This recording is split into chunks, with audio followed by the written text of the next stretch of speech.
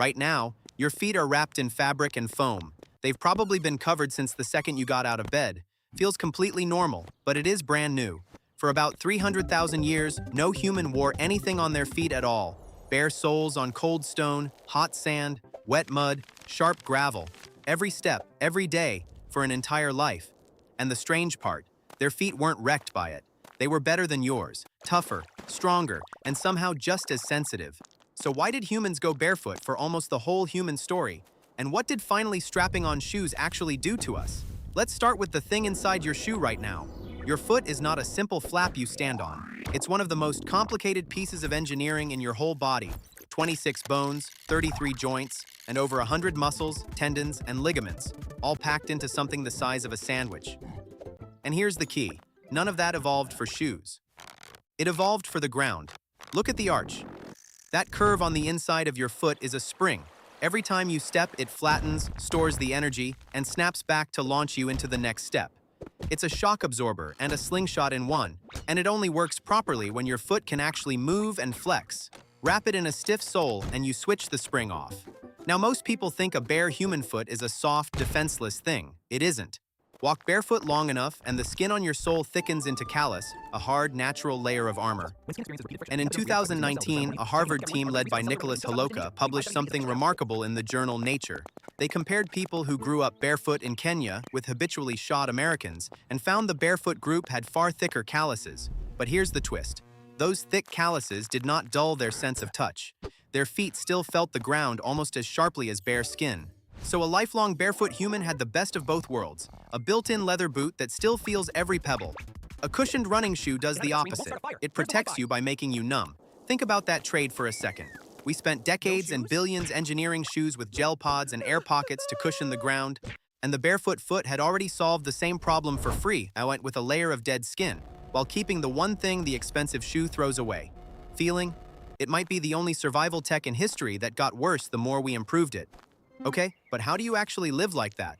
No shoes, in a world of thorns, rocks, ice, and things that bite. The answer is that the bare foot wasn't just surviving the ground, it was reading it. Every step sent a flood of information up the leg: texture, temperature, slope, danger, and the foot adjusted in real time, softening a step onto a sharp rock before you ever felt pain. Your ancestors didn't stomp through the world like you do in boots. They placed each foot like a hand, and it made them extraordinary movers. In 2010, another Harvard scientist, Daniel Lieberman, put barefoot runners and shoe-wearing runners on a force plate and published the results in Nature. The runners in cushioned shoes landed hard on their heels, slamming a spike of force up the leg with every stride.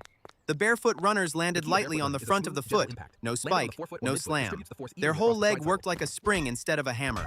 The human body is arguably the greatest endurance running machine on the planet, capable of chasing prey for hours until it collapses from heat. And it was designed to do all of that on bare feet.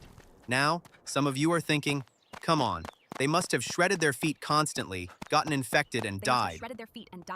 Fair question, but think about what the callus and the constant feedback actually did. A foot that feels everything doesn't step blindly onto a blade of flint. A sole armored with years of callus doesn't split on gravel the way your soft winter foot would. They got the occasional cut, sure, but the barefoot foot was a foot that had been in a lifelong conversation with the ground, and it had learned every word. So if bare feet were this good, why did anyone ever cover them? And the answer is not protection from rocks, it's cold. The moment humans pushed north out of Africa into freezing winters, a bare foot on ice wasn't tough, it was frostbite and dead toes.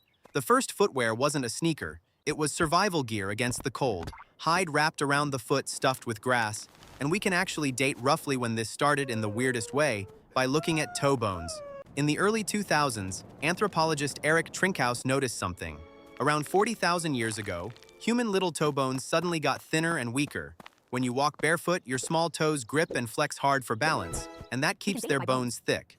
Put on a stiff sole, and those toes stop working, and the bone shrinks.